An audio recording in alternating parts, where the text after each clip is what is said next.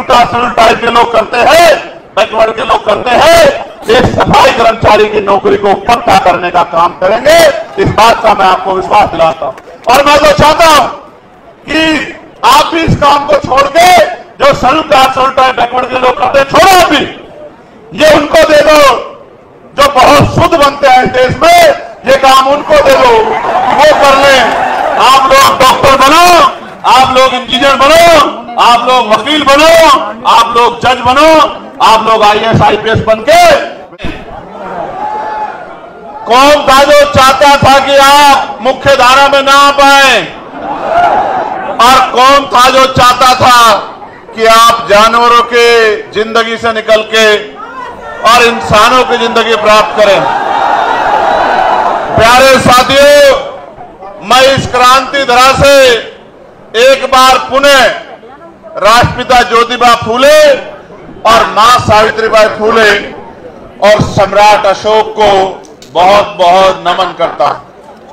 प्यारे साथियों, छत्रपति साहू जी महाराज जो आरक्षण के जन्मदाता थे, जिन्होंने 1902 में आरक्षण की व्यवस्था की कमजोर वर्गों के लिए, डॉक्टर बाबा साहब अंबेडकर जो नारियों के मुक्तिदाता थे, गरीबों के भाग्य विधाता थे, जिन्होंने संविधान लिखकर आपको, मुझे और मुझ जैसे करोड़ों लोगों को, इस देश की तमाम जातियों की महिलाओं को मुख्य धारा में आने का, डॉक्टर, इंजीनियर, IAS IPS, वकील, जज, विधायक, सांसद, मंत्री, मुख्यमंत्री, प्रधानमंत्री, राष्ट्रपति बनने का अगर अधिकार किसने दिलाया, ऐसे डॉक्टर बाबा साहब अंबेडकर को हम लोग नमन करते हैं। बाबू जगदेव प्रसाद कुशवाहा को, जननायक कर्पूरी ठाकुर को, चौधरी महाराज सिंह भारती को, महामना रामस्वरूप वर्मा को, संत राम BA प्रजापति जी को, ब्रह्मानंद लोधी जी को, मां फातिमा शेख को, मां अवंतिका बाई लोधी को, मां झलकारी बाई को, तमाम वो वीरांगनाएं जिनका योगदान रहा है, मां अहिल्याबाई होलकर, मान्यवर दीना भाना वाल्मीकि जी और मान्यवर साहब श्री काशीराम जी को भी मैं उनके चरणों में नमन करता हूं। प्यारे साथियों, आगरा से मेरा लगाव बहुत गहरा, आगरा से मेरा प्यार भी बहुत गहरा।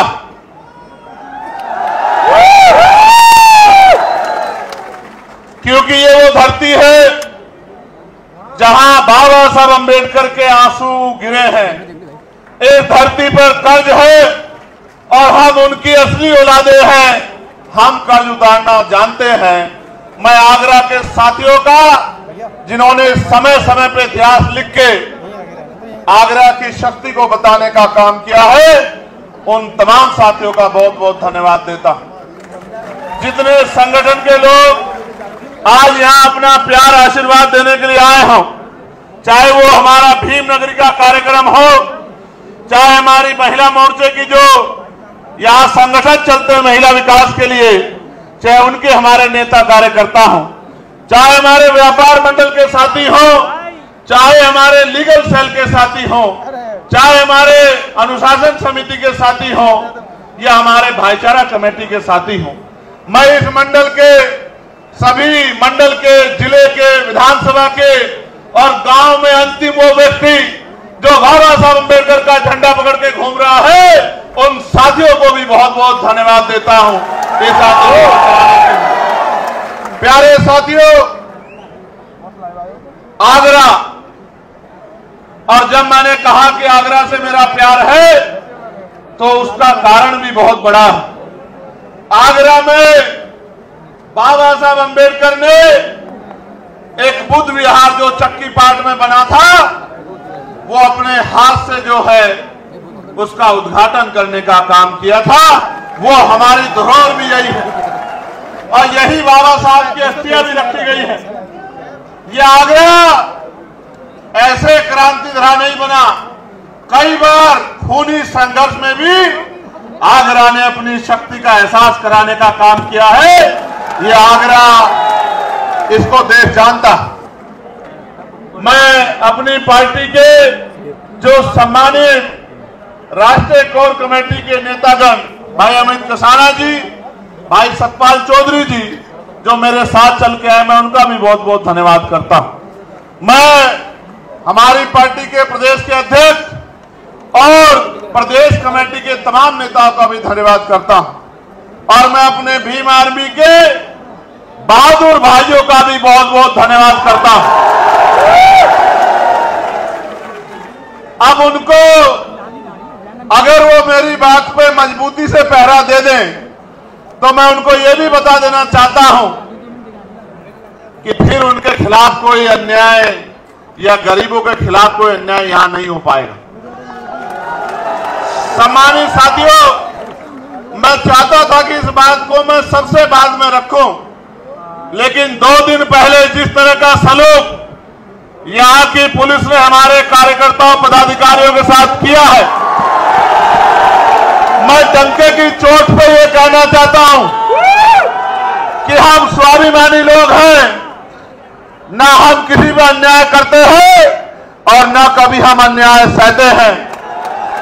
समय आने दीजिए, अन्याय करने वालों से सूद समेत हिसाब किया जाएगा। मेरी बात को अभी याद रखो। अगर किसी ने कोई अपराध किया है उसकी सजा उसको कोर्ट देगा। आप अपराधी को गिरफ्तार करें, जांच करें, कोर्ट में रिपोर्ट पेश करें। हम संवैधानिक लोग हैं, लेकिन जिस तरह से एक अधिकारी ने अपने जातीय अहंकार को दिखाने के लिए हमारे कार्यकर्ताओं को लातों से पिटवाने का काम किया, मैं उस सम्मानित अधिकारी को भी कहना चाहता हूं, जिस सत्ता के घमंड में या जिस जातीय घमंड में ये किया गया है, सत्ता बदलेगी, आप भी यही रहोगे, हम भी यही रहेंगे। याद रखना, हम भी यही रहेंगे इस उत्तर प्रदेश में। हम उत्तर प्रदेश छोड़ के जाने वाले नहीं हैं और सम्मानित अधिकारी महोदय आपको भी नहीं जाने देंगे। मेरी बात को याद रखना। अगर आपके चहितों ने डेपुटेशन पे कहीं भेज दिया तो वहीं से खींच के यहां आगरा लेके आएंगे। मेरी बात को मुझसे बड़ा पुलिस का समर्थक आपको कोई नहीं मिलेगा। आजादी के 75 साल में अगर पार्लियामेंट में पुलिस के भाइयों को भी न्याय मिले, 8 घंटे की ड्यूटी उनको अन्य कर्मचारियों की तरह करने का मौका मिले, सप्ताह में उन्हें 1 दिन छुट्टी मिले, उनकी बॉर्डर स्कीम खत्म की जाए, उनकी वेतन विसंगतियां दूर की जाए, यह मामला भी अगर पार्लियामेंट में किसी ने उठाने का काम किया तो आपके चंद्रशेखर आजाद ने किया। आप अच्छा करोगे तो सर माथे रखेंगे, आपका सम्मान करेंगे, और अगर आप अन्याय करोगे तो अन्याय करने वाले अपराधी के साथ जिस तरह का सलूक होता है उसी तरह का सलूक आपके साथ होगा। इस बात को आप याद रखना। सम्मानित साथी, प्यारे भाइयों, ये प्रबुद्ध सम्मेलन है जहां दूसरी पार्टियां एक जाति को प्रबुद्ध बता के प्रबुद्ध सम्मेलन करने का काम करती है और बाबा साहब अम्बेडकर के संविधान में जो समता समानता की बात कही गई है उस समता समानता को नीचा दिखाने का काम करती है। ये बताने का काम करती है कि इस देश में एक ही जाति एक ही धर्म प्रबुद्ध है और बाकी लोग प्रबुद्ध नहीं है। मैं आज ऐलान के साथ कहना चाहता हूं कि हमें अवसर मिला, इस 75 साल में हमने भारत की कोई पोस्ट नहीं छोड़ी जिस तक हमने पहुंचने का काम ना किया हो, और ये हम सिर्फ आरक्षण के दम पे नहीं पहुंचे, अपनी मेहनत के दम पे भी पहुंचे हैं। ये भी किससे छिपा हुआ नहीं है। हाँ, एक बात तो जरूर है, एक पोस्ट बाकी है जो बाबा साहब अम्बेडकर का भी सपना था, जो मान्यवर काशीराम साहब का भी सपना था। इस देश में भी कमजोर वर्गों का प्राइम मिनिस्टर नहीं बना। मैं आपको बहुत विश्वास से कहता हूं, आगरा का कर्ज लेके कहता हूं, आगरा के भाइयों से वचन दे के कहता हूं कि वो दिन भी आएगा कि जब बाबा साहब अम्बेडकर के विचारों का व्यक्ति प्रधानमंत्री भी बनेगा और और ये होगा कैसे? ये होगा ऐसे कि देश में लोकशाही है। लोकशाही लोकतंत्र का मतलब होता है जिनका वोट होगा उनका राज होगा, जिनका वोट होगा उनका राज होगा। यही लोकशाही का पैमाना है। और वो नारा ये है कि जिसकी इतनी संख्या हमारी उसकी उतनी हिस्सेदारी। नारा यह है कि वोट हमारा राज तुम्हारा, नहीं चलेगा नहीं चलेगा। आप और कहीं मत जाओ, हम आगरा पे बात आज करेंगे, आगरा मंडल पे बात करेंगे, आगरा जिले पे आप आज बात करेंगे। यहां हमारे पास व्यापारी भी है, यहां हमारे पास शिक्षक भी है, यहां हमारे पास डॉक्टर भी है, यहां हमारे पास इंजीनियर भी है, यहां हमारे पास वकील भी है, यहां हमारे पास जज भी है। सब कुछ होते हुए भी बाबा साहब ने तो ये कहा था कि जिस समाज में 10 डॉक्टर, 10 इंजीनियर, 10 वकील तैयार हो जाएंगे, उस समाज के अधिकारों को कोई छीन नहीं सकता है। लेकिन आज आप देखो किस तरह आपके अधिकारों को लूटा जा रहा है। छीना नहीं जा रहा है, लूटा जा रहा है, डकैती पड़ रही है आपकी नौकरियों पे, आपके रोजगारों पे, आपके बिजनेस पे, आपके साथ जुर्म जाति अन्याय हो रहा है। आज एक बहुत बड़े सज्जन उम्र में मेरे पास आए, मेरी तस्वीर लेके आए, मेरे सर पे हाथ रखा और एक बहुत बड़ी बात मुझसे कही और ये कहा कि मेरा आशीर्वाद आपके साथ है। मैं आगरा इसलिए भी आया हूं कि मैं आगरा के लोगों को पूछना चाहता हूं, मैंने क्या गलत किया है आगरा के लोगों? मैंने वही काम किया जो माननीय साहब काशीराम ने किया, मैंने उनके अलावा कोई गलत काम नहीं किया। बाबा साहब अम्बेडकर ने जब वोट का अधिकार दिलाया तो ये नारा दिया कि आज मैंने रानी का पेट चीर दिया है, राजा बैलेट बॉक्स से तैयार होगा, आपकी वोट से तैयार होगा। और उन्होंने दल बनाया, उन्होंने इंडिपेंडेंट लेबर पार्टी बनाई। जब उससे भी समाज शासक नहीं बना तो उन्होंने शेड्यूल कास्ट फेडरेशन बनाया। जब उससे भी समाज शासक नहीं बना तो उन्होंने आरपीआई बनाई। जब आरपीआई बन गई उससे पहले ही बाबा साहब अम्बेडकर हम लोगों को छोड़कर चले गए। आरपीआई बन गई, मान्यवर काशीराम साहब आरपीआई के आंदोलन को आगे बढ़ाना चाहते थे। वो क्लास 1 के अधिकारी थे, डीआरडीओ में इंजीनियर साइंटिस्ट थे, नौकरी छोड़ दी, परिवार छोड़ दिया, शादी नहीं कराई, सारी संपत्ति को त्याग दिया और भूखे प्यासे समाज को समझाने निकल गए। जब वो समाज को समझा रहे थे तो समाज कांग्रेस को वोट देता था, अन्य पार्टियों को वोट देता था। जब काशीराम समझाने जाते थे मान्यवर तो हमारे लोग ये कहते थे कि काशीराम आ गए हैं और हमें शासक बनाने की, हुक्मरान बनाने की बात कर रहे हैं। इन्होंने अपनी तो नौकरी छोड़ दी है और हमारे बच्चों के नौकरी के रास्ते भी बंद करना चाहते थे। साहब ने घर घर जाके समझाया, अपमान भी सहा, तिरस्कार भी सहा, आरोप भी सहे। यही दूसरी पार्टियों के लोग उनको सीआईए का एजेंट कहते थे। तमाम परेशानियां उठाने के बाद उन्होंने अपना लक्ष्य नहीं छोड़ा और जब आरपीआई ने मौका नहीं दिया तो उन्होंने अपनी पार्टी बनाई, अपना संगठन बनाया, समाज की जड़ें पैदा की, घर घर जाकर लोगों को जगाया, गिरे पड़े समाज में नेता बनाने का काम किया।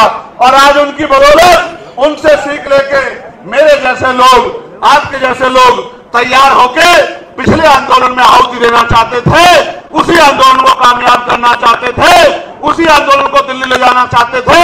लेकिन जब उन्होंने दरवाजे बंद कर लिए तो समाज की रक्षा के लिए और महापुरुषों के कार्यों को आगे बढ़ाने के लिए, बाबा साहब अम्बेडकर के वोट के अधिकार की रक्षा करने के लिए और जुर्म जाति को रोकने के लिए हमने भी संगठन बनाया, समाज की सेवा की, जेलें काटी, लाठियां खाई, दांत तोड़ दिए गए, रीढ़ की हड्डी तोड़ दी गई, तमाम तरह के जुल्म किए, इनसे भी पेट नहीं भरा तो गोली चलाई गई। आप सबके सहयोग आशीर्वाद से और महापुरुषों के आशीर्वाद से गोली से भी बच गया।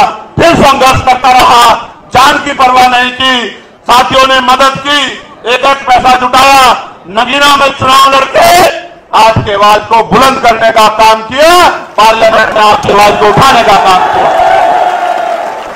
जब मान्यवर काशीराम साहब ने बाबा साहब की बात को आगे बढ़ाने के लिए आरपीआई में मौका न मिलने के बाद बाबा साहब के रास्ते को, बाबा साहब के सपने को, बाबा साहब के संघर्ष को आगे बढ़ाने के लिए जब उन्होंने पार्टी बनाई तो मैंने भी, जब पिछले आंदोलन में मौका नहीं दिया तमाम तरह के आरोप लगाए, आपकी रक्षा सुरक्षा के लिए, आपके हक अधिकारों के लिए आजाद समाज पार्टी के रूप के नाम पर दल बना के आपकी शक्ति बनाने का काम किया। और आप ये बताओ, जब व्यापारी भाइयों ने मुझे एक डिमांड भेजी कि भैया टैक्स में छूट होनी चाहिए, तो बताओ आगरा के साथियों, मैंने उस आवाज को उठाने का काम किया है नहीं किया, और आपकी मदद कराने का काम किया नहीं किया।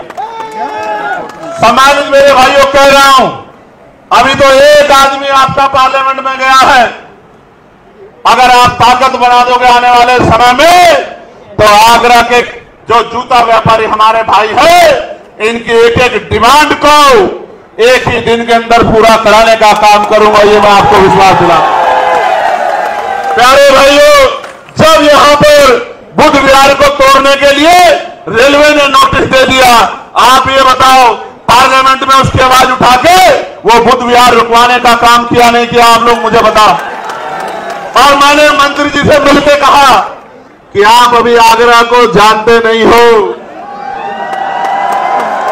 मैं आगरा को जानता हूं। आगरा के लोगों का जब दिमाग खराब होता है तो आगरा से दिल्ली दूर नहीं है। प्यारे साथियों, याद है ना बाबा साहब ने क्या कहा था?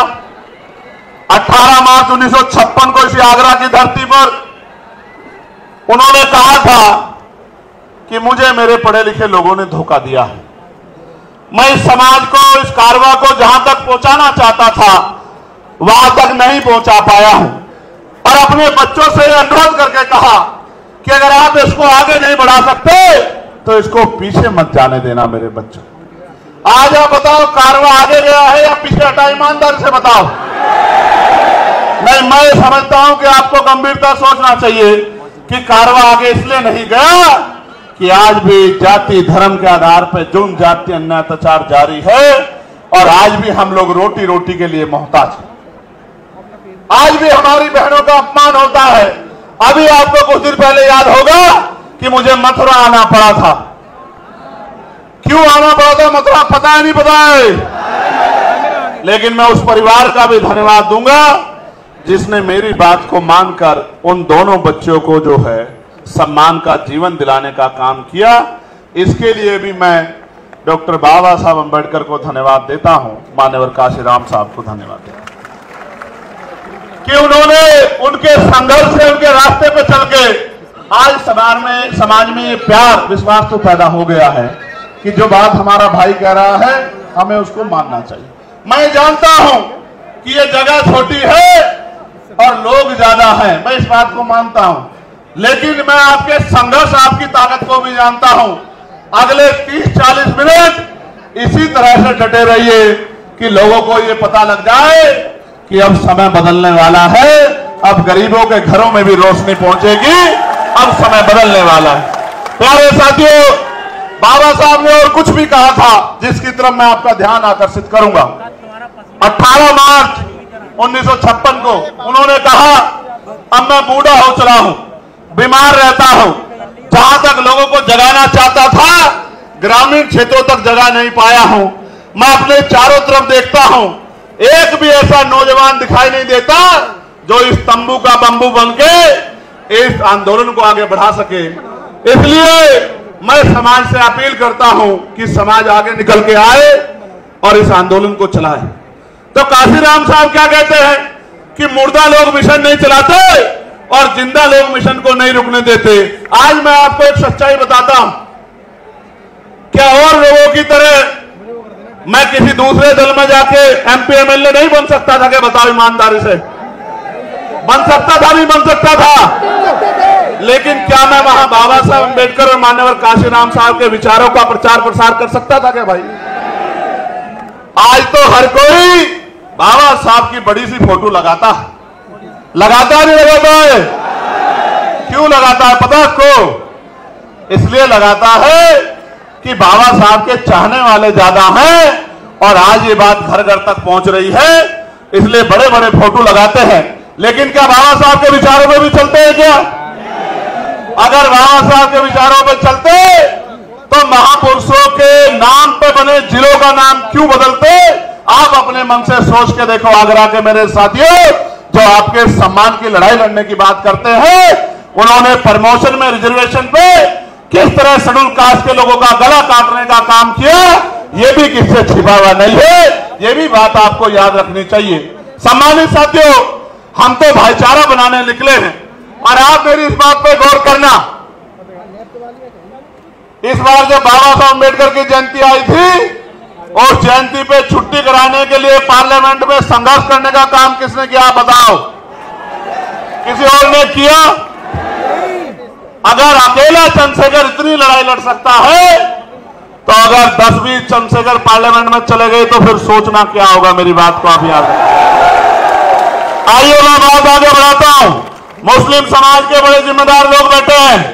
अभी मेरठ में एक दरोगा जी ने एक गरीब की ठेली वाले को किस तरह पीटने का काम किया, वो किससे छिपा हुआ नहीं। और कल अलीगढ़ में क्या हुआ आपने नहीं देखा क्या? ये किसी के अंदर हिम्मत नहीं है बोलने की। बताओ, मैं भी अन्याय पर चुप हो जाऊं क्या? बताओ तो आप बताओ, अगर किसी ने अपराध किया है तो उसको कोर्ट सजा देगा, उसको पुलिस सजा दे, उसको पुलिस गिरफ्तार करके ले जाएगी। क्या भीड़ के हाथ में उसको मारने के लिए छोड़ देना चाहिए? अभी तो आरोप भी तय नहीं हुए, पिछले कितने ऐसे आरोप लगे हैं और बाद में कोर्ट ने उस पूरे आरोप को गलत साबित करके उनको बाइज्जत बरी करने का काम किया है। वो बच्चे अपनी पर्ची दिखा रहे थे। ये जो बड़े बड़े मीट के कारोबारी हैं, आप ये फैक्ट्रियां पता करो कि ये मुसलमानों की है, दलितों की है, पिछड़ों की, आदिवासियों की है, या सो कॉल्ड अपर कास्ट के लोगों की, ये सारी मीट की फैक्ट्रियां है जहां दर जो है मीट का काम आगे बढ़ रहा है। उन बच्चों को किस तरह मारने का काम किया, और ये मारपीट पुलिस की जानकारी में, पुलिस की सुरक्षा में हुई। जब रक्षक ही अपना काम छोड़ देगा तो फिर खाल उतरनी तो लाजमी है। आज बारातें रोकी जा रही है, आज आपके अधिकारों को लूटा जा रहा है। किसान भाइयों को कहा गया कि आपकी आमदनी दोगुना कर देंगे, आपको सब्सिडी देंगे, यूरिया में जो वजन होता था वो कम कर दिया, पैसे बढ़ा दिए, डीएपी में पैसे बढ़ा दिए, और तमाम जगह लाइन लगती है। गर्मी में, सर्दी में, बारिश में किसान परेशान होता है और उनसे कहा गया बिजली के दाम कम करेंगे, कोई दाम कम नहीं करे, बिजली का बिल माफ करेंगे, कोई बिजली का बिल माफ नहीं किया और किसान परेशान है और सुसाइड कर रहा है। और किसानों के हितैषी बताने वाली सरकार चैन से पढ़ के सो रही है। नौजवानों से वादा किया कि आपको रोजगार देंगे, आपको स्किल डेवलपमेंट करेंगे, आपको तरक्की देंगे, लेकिन आप ये बताओ उत्तर प्रदेश में कोई एक भर्ती ऐसी बताओ जिसमें घोटाला ना हुआ हो। भर्ती बाद में आती है, पहले पेपर लीक हो जाता है। हो जाता है नहीं हो जाता है? भर्ती बाद में आती है, पेपर लीक हो जाता है। पेपर लीक जहां नहीं होता वहां नकल होती है, और नकल से भी बच जाए तो फिर आरक्षण घोटाले होते हैं, जैसे 69,000 शिक्षक भर्ती में हुए हैं कि 20,000 पाल, प्रजापति, कश्यप, बघेल, सैनी, मौर्य, साक्य, कुशवाहा, बिंद, राजभर, केवट, मल्ला, गुर्जर, कुर्मी, यादव, जाट, तमाम पिछड़े वर्ग के बच्चों के नौकरी को लूटने का काम इसी उत्तर प्रदेश की सरकार ने किया। प्यारे भाइयों बहनें सुरक्षित नहीं है। अखबार पढ़ के देखो, आज इस मंच पे बहुत सारी बहनें बैठी है। एक बार जरा सामने से हट जाओ, आज इस मंच पे इतनी सारी बहनें बैठी हैं। एक बार मैं बहनों से कहूंगा जरा हाथ ऊपर एक बार खड़ा कर लें। ईमानदारी से बताओ क्या आज महिलाएं बहनें सुरक्षित है उत्तर प्रदेश में? आज बहनें सुरक्षित नहीं है। अखबार पढ़ लो, रोज किसी बेटी का रेप, हत्या होती है, किसी को मार के लटकाया जाता है। आप ये बताओ ये कैसा सुशासन है जिसमें गरीबों की बच्चा सुरक्षित नहीं है? मैं आज आपसे कह रहा हूं, ऐलान करके कह रहा हूं, डंके की चोट पे कह रहा हूं, एक बार मौका मिलने दो। अगर किसी गरीब की बच्ची की तरफ किसी ने आंख उठा के देख ली, फिर मुझसे सवाल करना कि चंद्रशेखर भाई ये कैसे हो गया। पूरी जिम्मेदारी से आपसे कह रहा हूं। जैसे परियार साहब कहते थे कि मैं तब उस प्रदेश को सुरक्षित मानता हूं जिस प्रदेश में रात के अंधेरे में भी महिलाएं कुछ मील तक अकेले घूम आए। यहां तो आप घर में सुरक्षित नहीं है, बाजार में सुरक्षित नहीं है, ट्रेनों में सुरक्षित नहीं है, सार्वजनिक स्थलों पर सुरक्षित नहीं है। और तरक्की कहते थे महिलाओं की तरक्की करेंगे, 5 किलो अनाज पे लाके रख दिया कि ये अनाज के चक्कर में रोजी रोटी को भूल जाए, शिक्षा को भूल जाए, रोजगार को भूल जाए, अच्छी अस्पताल व्यवस्था को भूल जाए। कल ही मैंने देखा बलिया में स्वयं से सर झुक गया, एक बहन को खुले में डॉक्टर नहीं है, नर्स नहीं है, प्रसव पीड़ा हुई, खड़े खड़े उसको जो है उसकी डिलीवरी हुई, दूसरी महिला उस बच्चे को खून में लथपथ बच्चे को लेकर बैठी है। ये व्यवस्था दी है इस सरकार ने। इस गरीब, किसान, पिछड़ा, दलित, मुसलमान विरोधी सरकार को उखाड़ के फेंकने के संकल्प को लेकर मैं आगरा आपके बीच आया हूं कि अब आपको कमर कस लेनी चाहिए। अब ज्यादा दिन नहीं देने हैं। 2012 से और 2027 तक 15 साल बैठते हैं।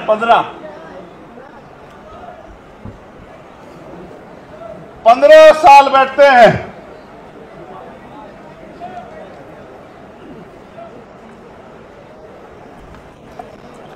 बारह से 27 तक कितने साल बैठते हैं?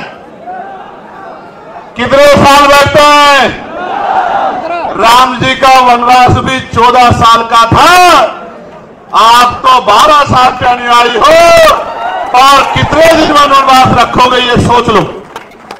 15 साल हो जाएंगे और 15 साल में जिन वर्गों पर सत्ता नहीं होती, ना उनको नौकरी मिलती है, ना रोजगार मिलता है, ना अधिकार मिलते हैं, ना जुल्म जाति उन पर रुकती है। काशीराम साहब कहा करते थे जिनकी सत्ता नहीं होती उनकी बहन बेटियों पर अत्याचार होता है, उनकी बहन बेटियों पर जुल्म होता है।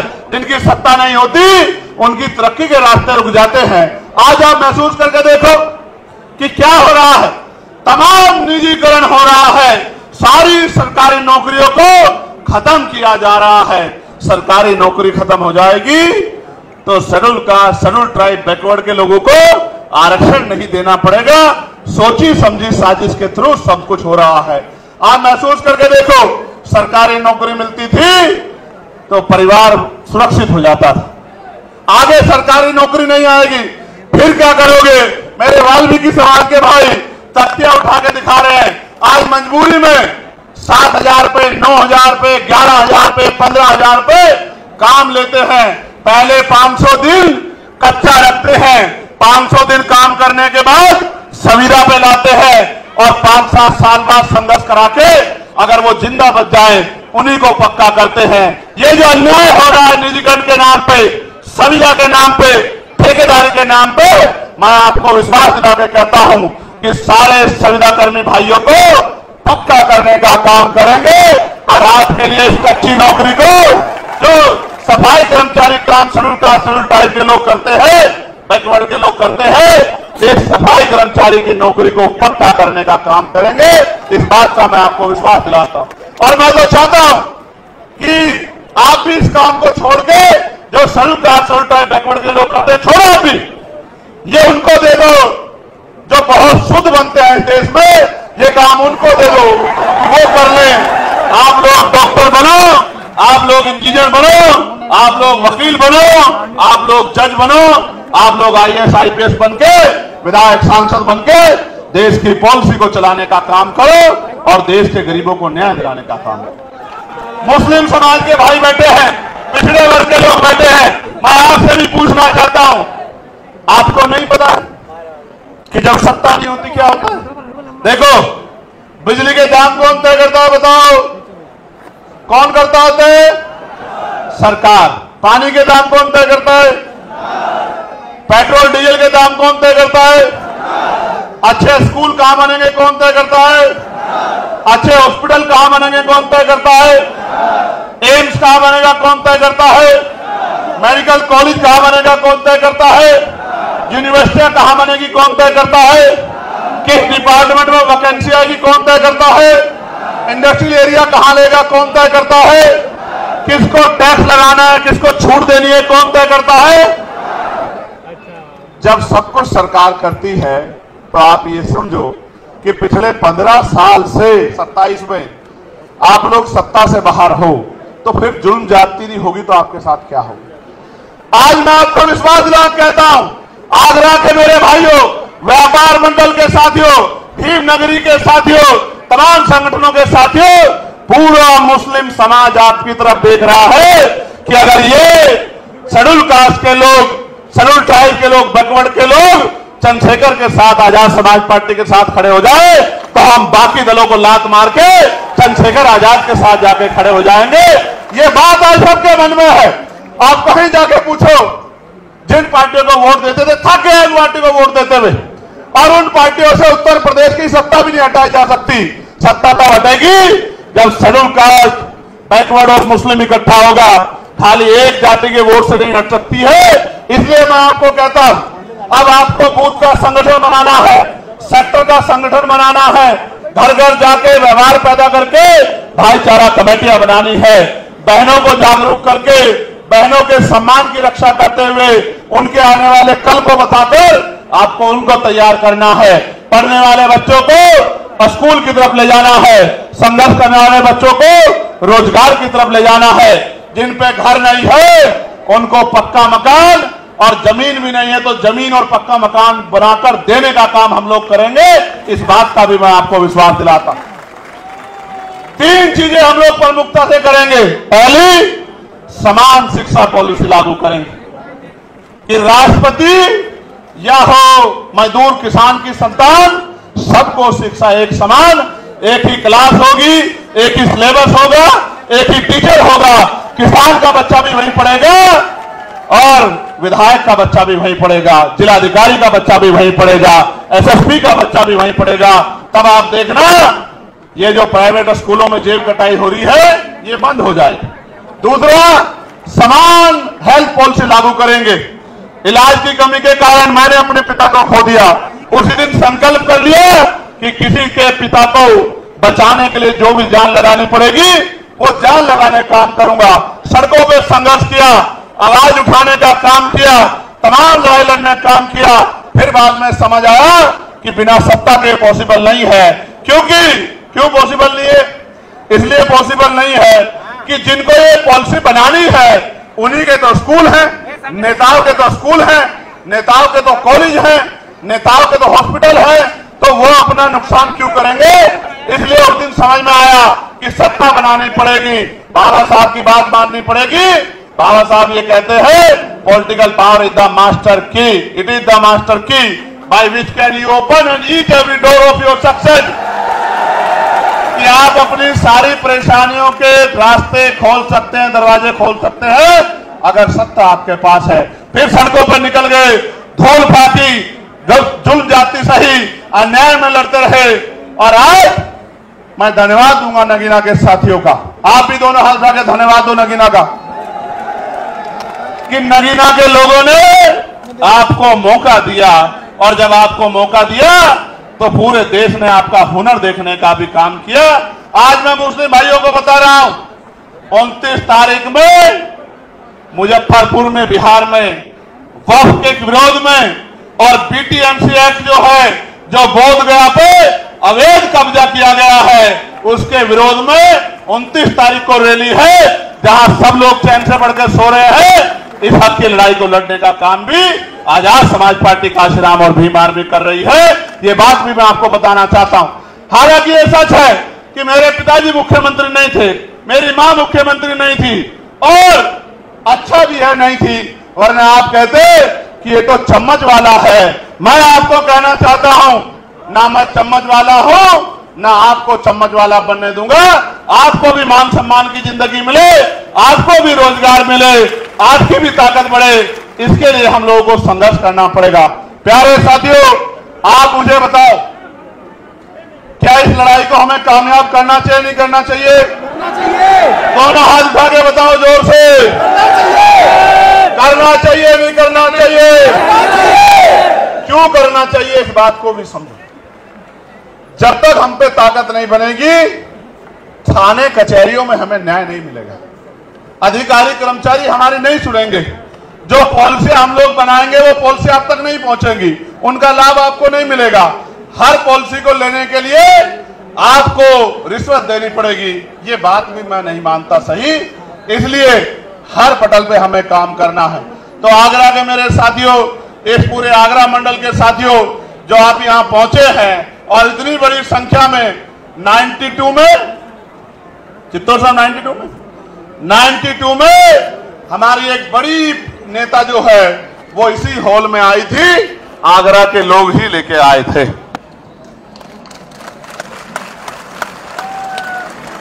अब उनको आप 92 में इस हॉल में लेके आए, फिर आपने उनको ताकत भी दी। अब मैं आपसे पूछना चाहता हूं, इस हॉल में तो मुझे ले आए हो, ताकत दोगे नहीं दोगे ये भी बता दो। देखो इस तरह समझो, इस तरह समझो, क्रिकेट देखते हो नहीं देखते हो?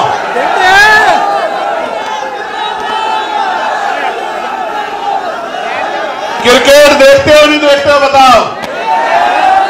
तो पहले नाम होता था सचिन तेंदुलकर साहब का, उनसे पहले सुनील गावस्कर साहब का, फिर उनके बाद सौरव गांगुली साहब का, फिर उनके बाद सहवाग साहब का, फिर आया एक लंबे बालों वाला जिसने सारे पुरानों को भुला दिया और आज भी जिसका डंका बजता है, भले ही आज उसके पास कुछ ना हो। उसके बाद आए कोहली साहब, फिर आए सूर्य कुमार यादव साहब, और आजकल बहुत शुभमन गिल और पता नहीं क्या क्या बड़े बड़े नौजवान, और अभी एक और वो सूर्यवंशी आ गया और हमारा छोटा भाई रिंकू, उसको कैसे भूल सकते हैं। और आप बताओ, जब तक आप मौका नहीं दोगे, उसको प्लेइंग 11 में नहीं लाओगे, 15 में बिठा के रखोगे, 20-21 में बिठा के रखोगे, उससे पानी पिलवाते रहोगे, बल्ले उठवाते रहोगे, तो आपको क्या पता लगेगा कि ये कैसी परफॉर्मेंस दे सकता है। अभी तो एक ही साल हुआ है, याद रखना इन 5 साल के पूरे होने से पहले आपकी जिंदगी में रोशनी लाने का इंतजाम हम सब लोग करेंगे। मेरी बात को आप याद, मैं आपको विश्वास दिला कहता हूं, जब तक हम लोग बाबा साहब के रास्ते पर नहीं चलेंगे, यानी कि शिक्षित नहीं बनेंगे, संगठित नहीं होंगे और संघर्ष नहीं करेंगे, तब तक कुछ भी बदलने वाला नहीं है। और मैं फिर आपसे कहता हूं, पार्टी के नेताओं से कहता हूं, भीम आर्मी के साथियों से कहता हूं, कार्यकर्ताओं से कहता हूं, मांगने से भीख मिलती है, अधिकार छीनने पड़ते हैं। अगर छीनना चाहते हो अधिकार, तो जिस तरह से पेट पालने के लिए 8 घंटे काम करते हो, रोज पार्टी को आगे बढ़ाने के लिए भी 2 घंटे 1 घंटा काम करो, क्योंकि आदमी भूखा तो रह सकता है लेकिन अपमानित होकर नहीं रह सकता। इस बात को भी समझने का प्रयास करो। हमारी आबादी बहुत है, हमारी आबादी बहुत है, 85% लोग हैं हम लोग, लेकिन 85% होते हुए भी जुल्म सह रहे हैं, क्योंकि जागरूक नहीं है, एकजुट नहीं। जैसे मुस्लिम समाज की आबादी 20% के लगभग है, फिर भी रोज धार्मिक नारे लगाओ वरना मार खाओ, रोज धार्मिक नारे लगाओ वरना मार खाओ। और विवाद कश्मीर में हुआ, आतंकवादियों के खिलाफ पूरा देश खड़ा था, लेकिन सरकार के लोगों ने यहां भी मुस्लिम भाइयों को पीटने का, परेशान करने का काम किया। और ये बेचारे उन नेताओं की तरफ देखते हैं जिनको आगे बढ़ाते आए, ताकत देते आए, कुर्सी बिठाते आए, और वो नेता ये उनकी तरफ देखते हैं और वो दूसरी तरफ देखते हैं। उनको पता है कि ये कहीं जाने वाले नहीं है, ये पिट छित कभी हमारे पास ही आएंगे, तो इनकी आवाज उठाने का कोई मतलब नहीं मानता। मैं इनको कहना चाहता हूं, थोड़ी सी हिम्मत जुटा लो, मन पक्का कर लो, एक मौका चंद्रशेखर आजाद को दो। अगर दोबारा किसी नेता की जरूरत पड़ जाए तब फिर मुझे कहना। पिछले कुछ दिनों में अपराध की बाढ़ आ गई है, आगरा में भी सुन रहा हूं, जो आगरा हमारा किला था वहां भी बारात रोकी जा रही है। दिल में बड़ी तकलीफ थी, कार्यकर्ताओं पे हमला हो रहा है, कार्यकर्ताओं पे झूठे मुकदमे लगाए जा रहे हैं, दिल में तकलीफ थी। हर दिन इंतजार कर रहा था कि आगरा का दिन कब आएगा, आगरा का दिन कब आएगा। आज आगरा का दिन आया है। आगरा का दिन तो आ गया, आजाद समाज पार्टी का दिन आएगा नहीं आएगा ये भी मुझे बता दो। अच्छा आप बताओ, अभी मेरे हाथ में ना ट्रांसफर करने की पावर, ना पोस्टिंग करने की पावर, ना नौकरी देने की पावर, ना रोजगार देने की पावर, ना जुर्म जाति रोकने की पावर। अभी मैं पार्लियामेंट में आवाज उठा सकता हूं और आपके लिए धूप में, छांव में, गर्मी में, आंधी में, तूफान में, और इसे छोड़ो साहब, मैं चैलेंज करके कहता हूं मेरे खून का कतरा कतरा ले लो, अगर मेरे खून के बहने से आपको सम्मान का जीवन मिलता है, बाबा साहब का सपना पूरा होता है, तो खून का कतरा कतरा भी आपके लिए निछावर करने के लिए तैयार। क्या मुझे और कोई परीक्षा देनी है? अपने दिल पे हाथ रख के बताओ, क्या और कोई परीक्षा देनी है मुझे? तो सिर्फ नारे लगाने से काम नहीं चलेगा। जब तक आप बूथ कमेटी नहीं बनाओगे, भाईचारा कमेटी नहीं बनाओगे, अनुशासन पैदा नहीं करोगे, संगठन नहीं बनाओगे, विश्वास पैदा नहीं करोगे, लोगों के साथ व्यवहार बना के उनको साथ लाने काम नहीं करोगे, तब तक कुछ भी बदलने वाला नहीं। इसलिए बताओ, बदलोगे नहीं बदलोगे? सोच समझ के बताओ, बदलोगे नहीं बदलोगे? आप सोचो, ना स्कॉलरशिप मिल रही है, ना एजुकेशन मिल रही है, ना अच्छा इलाज मिल रहा है, ना रोजगार मिल रहा है, ना लोन मिल रहा है, ना टैक्स में छूट मिल रही है। मिल रहा है तो एक चीज इस सरकार में, अपमान, अन्याय, जुर्म, जाति, और जो जमीनें हमें मिली थी उन जमीनों को भी लूटने का काम ये सरकार कर रही है। तो इस सरकार का जाना जरूरी है नहीं जरूरी है बताओ? तो सोचो, सरकार चली गई, लेकिन अगर आपकी नहीं बनी तो आपके हिस्से में क्या आया? समझे नहीं समझे? भाई ये फोन इस हाथ में था, अब इस हाथ में चला गया, आपके हिस्से में क्या आया? आप बीच में खड़े हो जाओ दीवार बन के कि ये ताकत इधर से जाएगी तो हमारे पास आएगी, इस बात को दीवार बन के खड़े हो जाओ।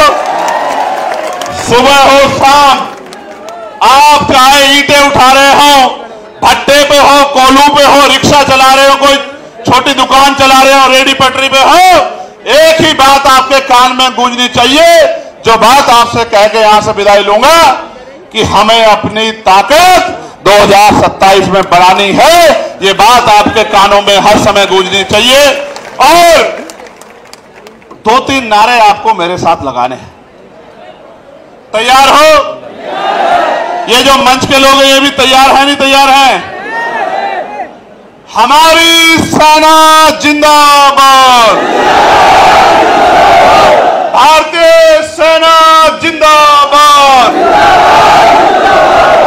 हमारे अर्धसैनिक बल जिंदाबाद, हमारे अर्धसैनिक बल जिंदाबाद, देश का किसान जिंदाबाद, देश का मजदूर किसान जिंदाबाद, देश का नौजवान जिंदाबाद, और हमारी पुलिस जिंदाबाद। दोबारा लगाओ, हमारी पुलिस जिंदाबाद। देखो इस बात को समझो, पुलिस सरकार की होती है, ये जो कुछ करते हैं कुछ लोगों को छोड़ के बाकी लोग मजबूरी में करते हैं, सरकार इनको आदेश देती है। कल आपकी ताकत बनेगी तो ये अनुशासित होके संवैधानिक तौर पे काम करेंगे। मैं आपका आभार प्रकट करता हूं और इस प्यार के लिए धन्यवाद करता हूं। जय भीम, जय भारत, जय संविधान, जय मंडल, जय जोहर। मंडल कमीशन की सिफारिशें हो या जातिगत गणना हो या ईवीएम द्वारा चुनाव को खत्म करके बैलेट पेपर से चुनाव कराना हो, तमाम मांगों के लिए अब हम लोग मैदान में हैं। चाहे निजी क्षेत्रों में आरक्षण की व्यवस्था करानी हो, चाहते हो नहीं चाहते हो निजी क्षेत्रों में आरक्षण आए? जोर से बताओ, चाहते हो नहीं चाहते हो? इसका बिल पार्लियामेंट में कौन लेके आया बताओ? इसका बिल अगर पार्लियामेंट में कोई लेके आया, कि निजी क्षेत्रों में SC ST OBC को आरक्षण मिलना चाहिए, तो आपका भाई चंद्रशेखर आजाद लेके आया, आपको गौरवान्वित होना चाहिए। इसलिए अब मैं आपका आभार प्रकट करता हूं, अनुशासन में आराम से घर जाना, क्योंकि मेरठ की रैली में 2 बच्चे, मैं उनके लिए कुदरत से प्रार्थना करता हूं कि उनके परिवार को दुख सहने की शक्ति मिले। वो नहाने चले गए, भाव ज्यादा था, डूब गए और एक बच्चे को चोट लग गई। इसलिए आपसे हाथ जोड़ के आग्रह करता हूं, अनुशासन में और बहुत धैर्य के साथ घर पहुंचना।